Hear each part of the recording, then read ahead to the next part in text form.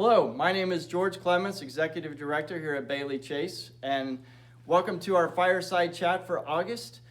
Because of COVID-19, we are not able to all meet together, and so we're continuing our tradition now of pre-taping these. So I'm taping these this on a Thursday, and the only people in the room with me besides Ashley, who is taping, is some residents. I've got about 8 residents or so who are here as well. So I've got a lot of questions, so I'm just going to dive right into my questions here.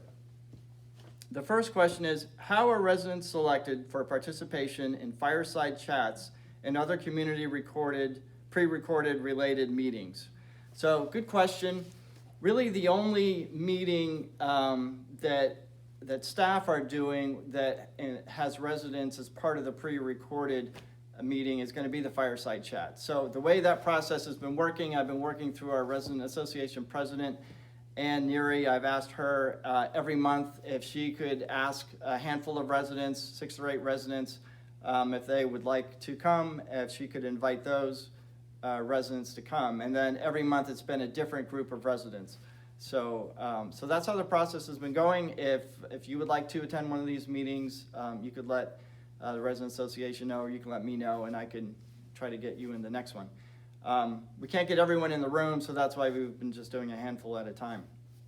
The other pre-recorded meeting that I've been doing has been our community meeting, and that really hasn't had residents in it because I've got about maybe 10 or 12 staff that are involved, plus the Resident Association president also makes a presentation, and there really wasn't room to have additional residents, so we've just been pre-taping that without residents.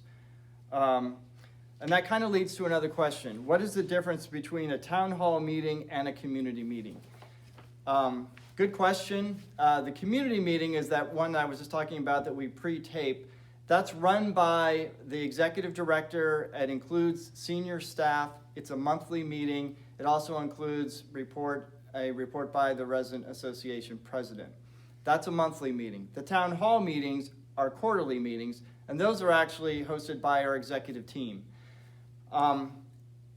Before COVID, what would happen is the executive team would actually come to each community and make a presentation on whatever that topic is.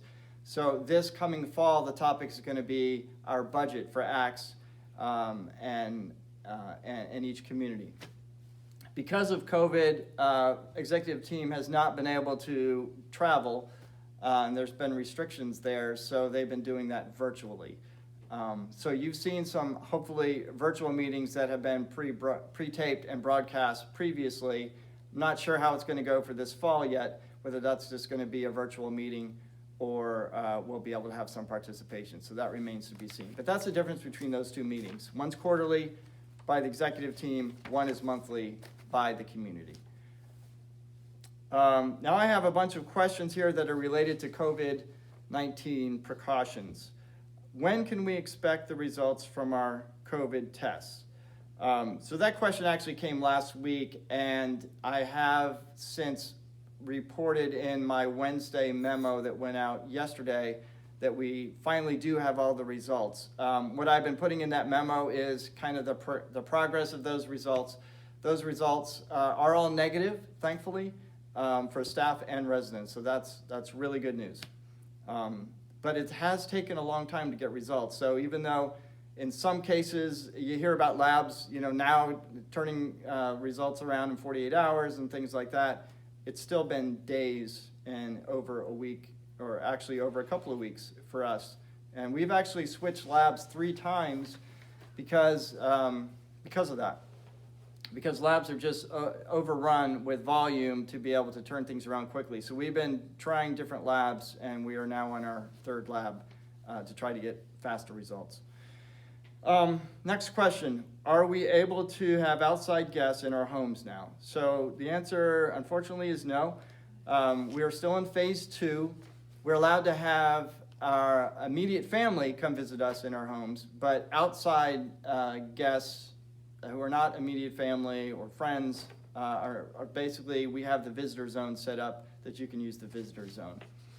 And then I had a number of questions relating to, well, what could happen in phase 2.5 if we have a phase 2.5? What could happen in phase 3? How are these precautions going to change? And I don't have answers to those questions because it's being considered as we speak.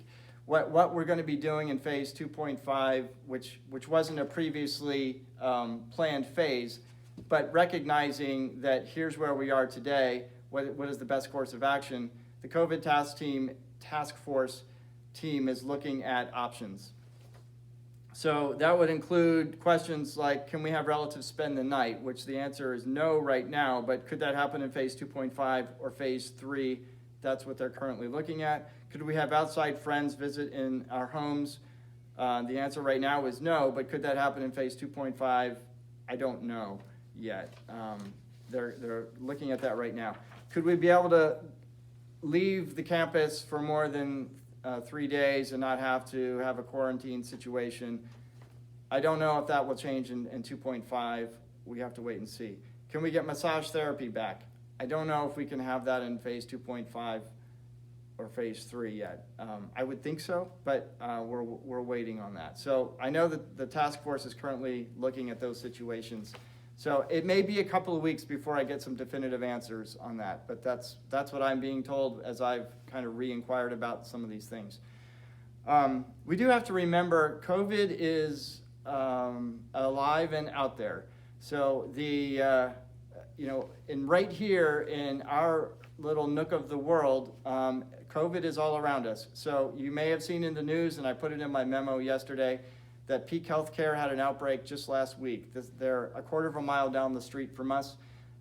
They had, I believe, 8 people get infected. That includes residents and staff. I think they had 1 death. That was just last week, and that's just a quarter mile from us. On Idlewild Avenue, the orthopedic group had a case with some of their staff. Another physician group had a case in their staff here in Easton. It's here, it's in medical facilities. This is what we have to be careful of. So we have to remain vigilant. We really have to find the balance of how can we have some quality of life, but stay safe.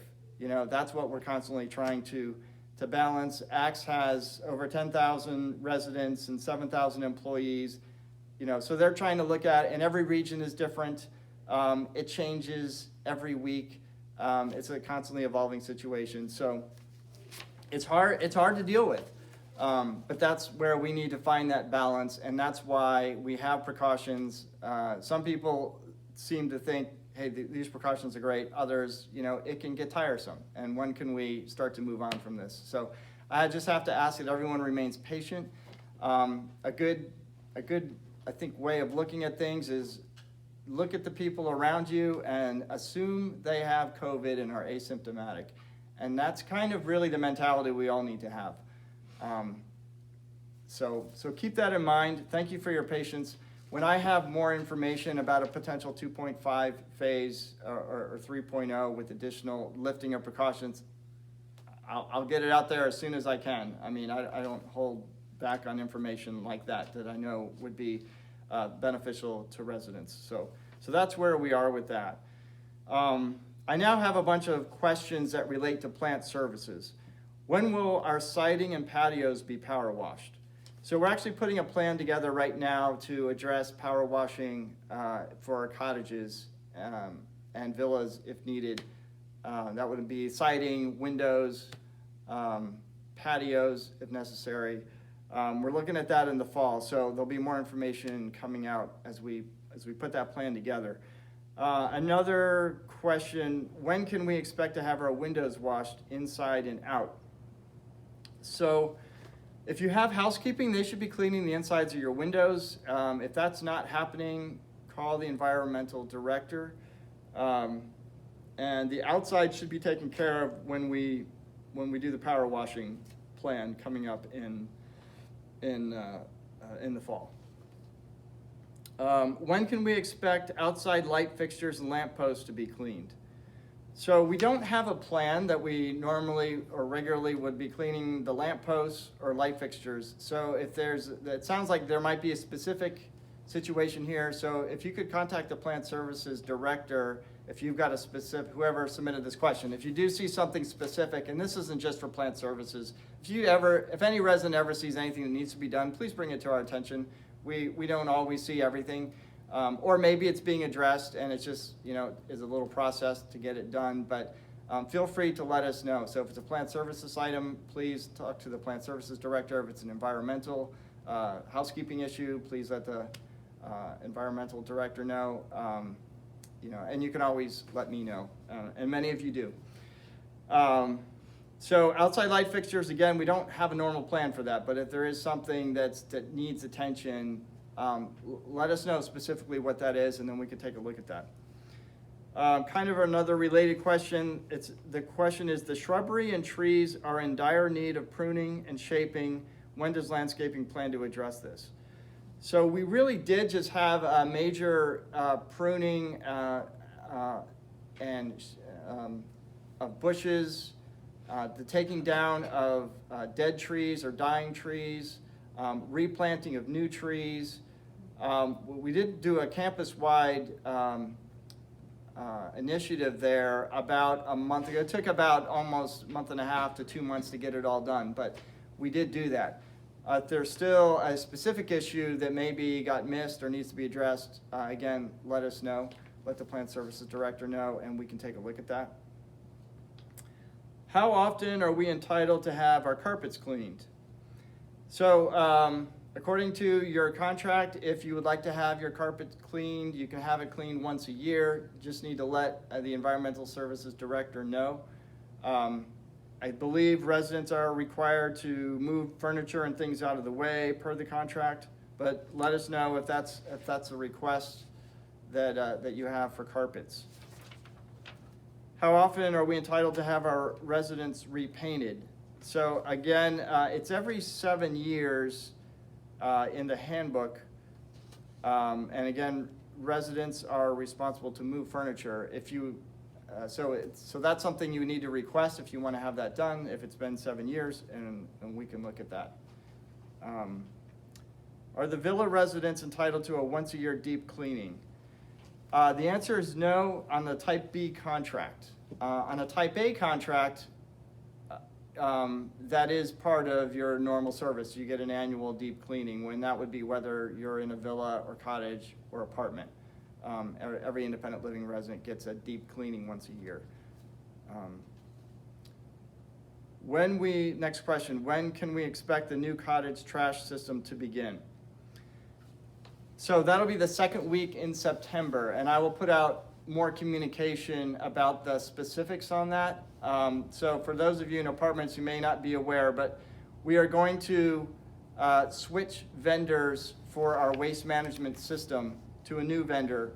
The advantages are a tremendous cost savings to the community, so literally $6,000 a month in cost savings. So you can do the math there. But also we're going to be able to move to a single stream recycling program. So it'll be a little easier for recycling. So the communication that's going to come out will explain this process. So if you're in an apartment, we'll have signs above the recycling bin that says, here's single stream recycling, and here's what goes in there, and here's what doesn't go in there. So that'll help us that way. The process changes a little bit for cottages and villas. And I've talked to pretty much all cottage and villa residents about this already. But we're going to have some totes in each cottage cluster, some for trash, some for recycling. Again, it'll be the single stream recycling. And those will be, instead of taking the trash out to the little white fenced area, now you'll take it and drop it in one of these totes. And then they'll be picked up during the week. For villas, you'll have a tote as well, but instead of taking your trash down to the curb as is currently done, you would take the tote down to the curb, and then you would take the tote back after it's emptied. And that we're looking at doing once a week on Davis Lane with the villas. We're going to essentially, though, test drive this for a month or two to make sure we have the number of totes in these areas and the frequency right. It may vary. We may realize, hey, we need another recycle bin, or we need to change the frequency a little bit. With our new vendor, we have the flexibility to do that. Since we haven't done this process before, we're taking our best guess to start, and then we'll tweak it as we go. Once we have it to where we feel pretty confident that we've got the right frequency and the right number of bins, we'll take those bins and those cottage clusters and we'll put some privacy fencing around it. We'll enhance with landscaping if we need to. So that'll be a little bit of a process. But that's going to start the second week in September, and I'll put a memo out about that when I get a little bit closer. So that'll be next week. I'll put a memo out. Okay, now I've got a bunch of questions that are culinary related. Are picnics, crab feasts, and other activities centered around food free for residents, or are these meals now deducted from our meal plans? So good question, and the answer is those meals will not be considered free. Those meals, you would use your meal plan. So if we're having a crab feast, which is planned for Labor Day, that'll be, you would just use your meal plan for that meal, just like you would for a normal meal. And there won't be an extra charge or anything. You just use your meal plan. So, and this is how it's traditionally done in communities and in other ACTS communities. And I've got a couple of related questions here. What about people who don't have meal plans? Oh, good question. So if you have a meal plan, you use your meal plan. If you don't have a meal plan, then you would just pay whatever the fee is for that meal. Normally it's $8, I believe, and it's in the ancillary fee schedule. In the ancillary fee schedule, it has different prices for different levels of meals. Like there's a crab feast listed, and I think there's like a fashion show listed. We're gonna change that in our ancillary fee schedule for the next year. It'll start January 1st. There'll be a little bit of some clarification there. Normally, you just call these special meals holiday meals, and you just kind of list here are the holidays that fall into that category. So there'll be some clarification there. All right, good question. I have a couple others kind of related. If we use all the meals up on our meal plan in a given month, what is the cost for additional meals should we want to purchase additional meals? Most meals are $8 again. In the ancillary fee schedule, a dinner is $8. So different people have different meal plans. Sometimes it's 1 meal a day, 2 meals a day, 3 meals a day. Some villa residents have a 15 meal a day flexible plan. Whatever your plan is, it's again a use it or lose it kind of program. So you have to the end of the month to use up your meals, and then it restarts again at the beginning of the next month. If you find you have extra meals towards the end of a month, and if you're not sure whether you do or not, you can always just ask the culinary department. With our new electronic system, it's much easier for them to just look on their iPad or look on a computer and go, oh, Mr. Jones, you have 3 meals left for the end of the month, and then you know. So that's helpful. You can bring a guest to a meal and use a meal plan that way. You can do, I think it is two guests per resident. You can use two meals for guests a month per resident. Or you could just, if you have 1 meal a day, basically you can use an extra meal for a lunch, and get 2 meals a day. You can just use them for other meals too. All right, I'm going to move on here. Under the new culinary meal system, what are the meal plan options or for the number of meals we can contract a month? So the meal plans haven't changed. So again, if you are currently on a 1 meal a day plan, that just carries over to the new system. It's just being tracked electronically now. So you're still on that 1 meal a day plan. If you had 2 meals a day, you're still on the 2 meal a day plan. If you want to change that plan, you can talk to the culinary department or the business office, and we can look at changing those plans. But those plans are still in place. A Labor Day question: what upscale food can we expect for Labor Day? So Labor Day is not really considered an upscale event. It's a cookout, but we do have crabs that we're serving that day. And those crabs, by the way, can be delivered to your home if you would prefer. They'll be served inside, I believe, in this room and outside as well. I think traditionally we've done it, I think inside, right? Both. Or both, okay, good. So the tradition continues. There'll also be, I checked with Steve, the menu includes barbecue chicken, hot dogs, corn on the cob, ice cream novelties, including Dove bars. Who doesn't love a Dove bar, right? I did have another question about food that was just too general to address. When you do submit questions, sometimes questions can be so vague that it's really hard to effectively answer it. So if you can give us specifics or details so we know better idea what the question really is, that's always helpful. But those are my culinary questions. I have some activities related questions. Bingo is now scheduled for a monthly activity. Why not have it weekly? So the plan is bingo is going to start next week. And assuming it all goes well, we're going to do it the following week. And the plan is just to keep doing it every week. There were some residents involved in the bingo, and they kind of wanted to try it the first time and see how it goes first. And so that's fine. But we would like to do it every week. So Ashley's working on that. So we'll see how it goes next week. When can we start showing movies in the auditorium again? Good question. So again, next week, the first week in September, we're going to start showing movies again. On Wednesdays at 6:45 here in the auditorium. The movie committee has already selected the movies. So that's going to start again. And what activities can we look forward to in the future? So movies and bingos starting next week, hopefully on a weekly basis. There's going to be, there's an event that ACTS does called Olympiacs. And normally, and some of you may, let's see, last year was the first year that we did it in our region, and so some of you may have been involved in that. It's really a fun event. This year, because of COVID, we're going to have to modify that, and it's going to be somewhat of a virtual event. What does that look like exactly? I'm not sure. But there's a committee of people working on this, and it would probably go for 2 weeks, I believe, I'm being told. Normally, Olympiacs is a one-day event. Residents train for events they would compete in against other communities. Other residents in other communities, and we have gold, silver, and bronze medals. We have opening ceremonies and closing ceremonies. We have a big lunch. It's a lot of fun. We just go to a different community in our region to do that. Unfortunately, it's going to be virtual this year.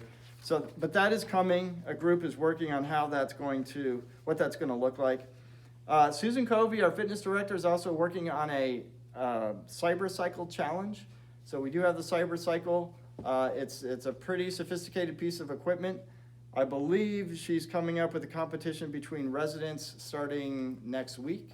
It's a kind of, I don't know the details, but usually these types of things are who can do the most miles in a certain amount of time, and there'd be a prize. And if we can get a good group of people doing this, I'd love to challenge another community, like Heron Point or Fairhaven to a challenge. And we can do that because the cyber cycle is kind of a virtual thing. But those are some things coming up in addition to the movies and bingo. George? Yes? We do have 2 gold medalists from last year's Olympiacs right here at Bailey Chase. Ellie Truffer and Shirley Grumbling. Yes. And what events did they win the gold medals in? Beanbag toss, cornhole. Yes. And Ashley went and Susan went and the marshals went as the photographers, and Charlie played miniature golf, and they had a great time. Yeah, good. They left at 5 in the morning, so. It's a long day. It's a long day. But yeah, so we had 2 gold medalists. I was reminded. Now, I was at the Olympiacs, but I was with a different community that year, so I wasn't quite tuned in to Bailey Chase then. But so it's a great event. I really can't wait till we can do it together again. And then one day we will host it here, and that'll be fun. Okay. All right, so now I have some, in my miscellaneous category, other various questions. How many people on the waiting list live at Bailey, on the waiting list to live at Bailey Chase for independent living are there? So we have 24 people currently on our waiting list. Now, when someone is on our waiting list, that doesn't mean they're necessarily ready to move in. In other words, the next 24 units that open up won't necessarily be filled with these 24 people but what happens is as soon as something does open up, our sales team we'll contact them and say, we do have a unit opening. This is one of the ones you said you might be interested in. Are you interested? Would you like to come take a look at it? And so sometimes it's not the unit someone's interested in. If you want a 2-bedroom apartment, or we don't really have 2-bedroom apartments, but a certain layout for a cottage, and that's what you're waiting on. Maybe that's not the one that's opened up, but maybe something else is opened up. Or by the time if it does open, maybe you're not quite ready. The prospects might be, I'm still a year away. I need to do this. I need to do that. So then they'll just kind of go down the list to somebody else. So we do want to keep building our waiting list. We do have a waiting list, so that's really a positive thing. But sometimes not all those people are going to fit into whatever is opening up, or the timing isn't quite right. So we have 24 on a waiting list now. Next question, can the shopping shuttle be used for off-campus errands, such as transportation to a hair salon or bank? So no, the answer is no. That has happened in the past from what I understand. We're trying to limit the shopping shuttles to just the shopping shuttle. So that's just a couple hours twice a week, basically, right, Ashley? 1 hour? Once a week. Once a week, okay. So it's a very limited time. If you do want to have an appointment and you need transportation, just call the front desk. We can arrange transportation. There's usually a fee for that. But the shopping shuttles are kind of dedicated for the shopping, because if the shopping shuttle takes residents who want to go to a particular shopping destination and then they have to wait while we drop other people off and pick other people up, it's not really fair to them. So, the shopping shuttle is dedicated to the shopping shuttle. Okay, next question. Why are our buses not branded? That is on our list. We want to get that done. That should get done before the end of the year. I also want to brand our golf carts as well. We've got a long list of things we want to do and need to get done. So we're chipping away at that list. One small thing on our list was, I don't know if anyone noticed, but there was this 40-foot old TV tower at the back of Willowbrook Court that's been there, and it wasn't being used. It was kind of an eyesore, and we had that taken down last Friday. So little things like that are on our list, and big things too. So we're chipping away at the list, but the bus branding should happen before the end of the year. How does the billing system make mistakes on meal billing? So our former system was a coupon system. It was a manual system. It was not electronically, it wasn't an electronic system. So errors could happen. The electronic system is more accurate and it's more timely. So that's an improvement. I don't know what the person who submitted this question, I don't know if there's a specific issue they were referring to. That might have been before the new electronic system, since we just started it. There have been some glitches with the new electronic system with the vendor that's providing this service, and Bailey Chase is actually the first community in all of Axe to start with this system, and then it's going to be rolled out with our other communities in the Chesapeake region, and then company-wide. In some ways, it's great to be the first. In other ways, you've got to deal with all the glitches. And so what happens is they found a bunch of glitches, things in our IT department, their IT department. They've been working through a lot of things to get it to where it needs to be. So I don't know what specifically is being referred to in that question, but it may have been pre-electronic system, or maybe as a result of one of the glitches that we're working with. But those issues are being addressed as we speak. All right, next question. When can we learn about the Type A contract and its cost? Good question. So my updated information is the ball is now in Axe Finance Department's court. And it's on them now to provide information to the state of Maryland, to get that approved by the state of Maryland. That's where we are. So we're waiting on that. How many residents are allowed in the auditorium for community-related meetings. So well, I'm in the auditorium right now, and we can have up to 30 people is what we've estimated that we can have with proper social distancing. So in this room, there's actually blue tape and little spots all over the carpeting here, and that's showing where if you were really trying to fill the room up, how you could appropriately distance and put people. So 30 people is the number. And now I have some questions related to the resident association. What role or involvement does ACTS management have in the oversight and operation of the resident association? The resident association is run by residents for residents. It's a resident organization. Staff normally is not part of the association. So I'm the executive director, but I am not on the resident board. I'm not a member of the association. So associations like these are run by residents, and they have their own bylaws. They can change their own bylaws. They can set their own rules. They have the autonomy to run the association the way they see fit.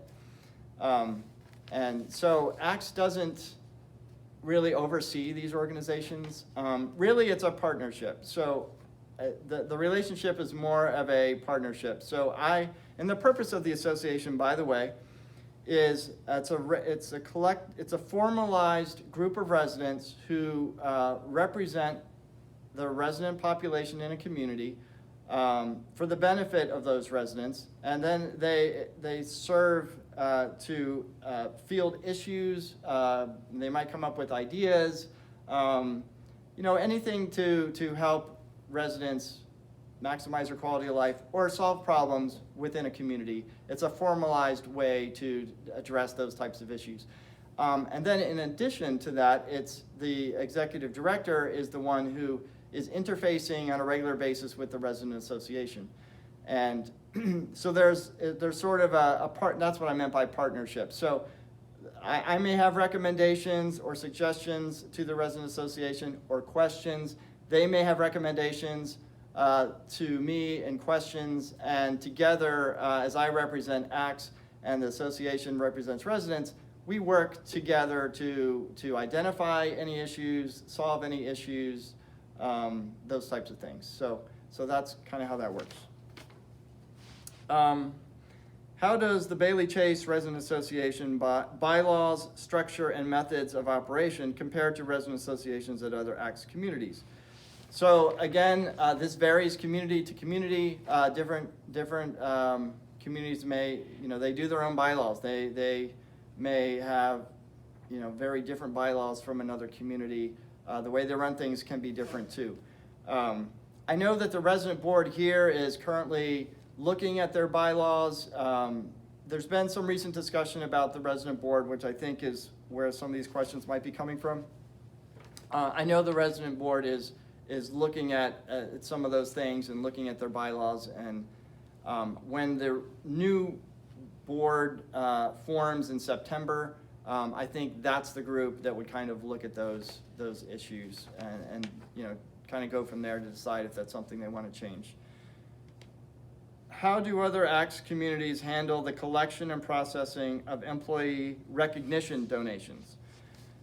So every community that I've ever seen usually has a fund where they, if they want to show some appreciation to the staff, they have a fund, and residents can contribute to that fund.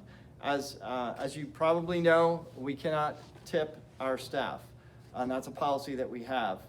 There's good reasons for that policy. For instance, all the staff at a community like Bailey Chase, they all contribute to running the operation and supporting our residents. So that might be someone who's very visible, like myself or Ashley, but it's also someone who washes the dishes in the kitchen that you may never meet. Or it may be an employee who is serving residents in a nursing capacity, but in another building, and you may never meet them. So to be fair, what usually happens is there is a fund established by residents, and this is also run by residents, and staff are not involved. So this is something that's run by residents in different ways in different communities. But they establish the fund, they solicit any funds for that fund by other residents, and they then distribute whatever they have in their fund to staff, and that can happen in multiple ways. So that's how the fund is, and in some communities, I've seen residents solicit other residents every month. I've seen them put a small envelope for this purpose, almost like a church offering envelope, in resident mailboxes every month. And it's a reminder, you know, if you want to contribute, here's how you contribute. Some residents, associations may appeal to residents quarterly. Others, and I think the way it's done here at Bailey Chase, it's an annual appeal. As you get near the end of the year, there'll be an appeal.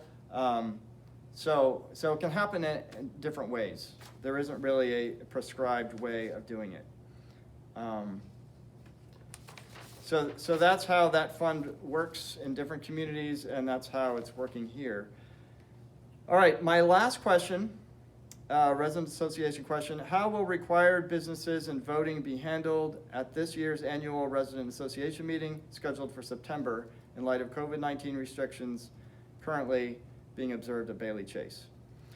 So this year's annual meeting will be in September, and it's not going to have, we can't have all residents attend again because of COVID restrictions. So those who will be in attendance in that meeting, and it will be in this room, the auditorium, it'll be the current board members, the incoming board members, as well as committee chairpersons. That group is pretty much going to fill the room as we social distance. They'll have their meeting, but that meeting will be taped so it can be shown later to all residents. There won't be any voting at this particular meeting. There was an issue that was on the table for voting concerning the treasurer. That's been tabled for now. So that's how that meeting's going to occur. So with that, that's my long list of questions. Are there any additional questions I can answer for my captive audience? Yes? The light pole is out in front of our house. Oh, okay. It comes on, stays on for 5 seconds, turns off. Okay. So there was a comment that a light pole is out. So whenever these things occur, please, the best thing to do is let the front desk know, give them the details. They'll generate a work order so it'll immediately go to maintenance and get taken care of. I think it has been reported. Okay. Okay, great. Any other questions or comments? Yes, sir. Some of us have off-campus domestic help. Yes.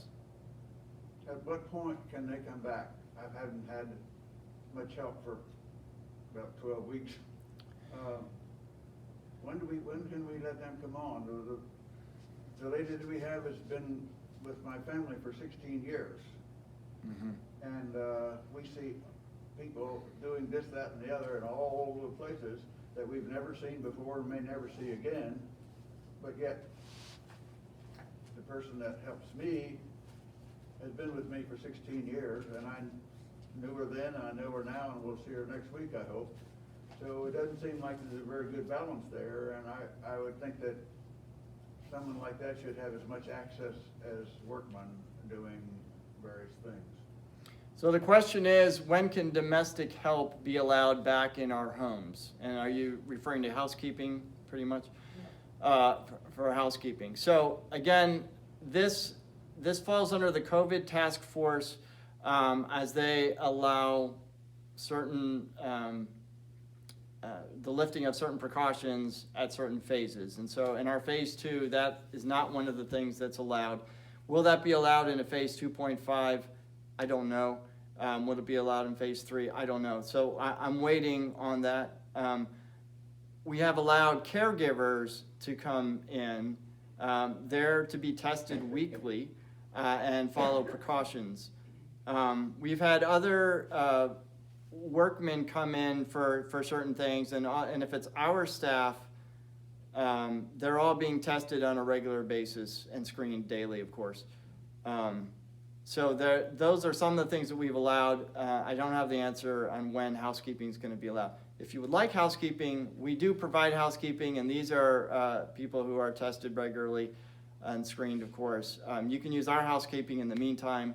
I anticipate us getting back to that, and I know that would be the preference for many residents. You've got your housekeeper that works well for you. We want that to continue, but it is an additional precaution we still have right now. Any other questions or comments?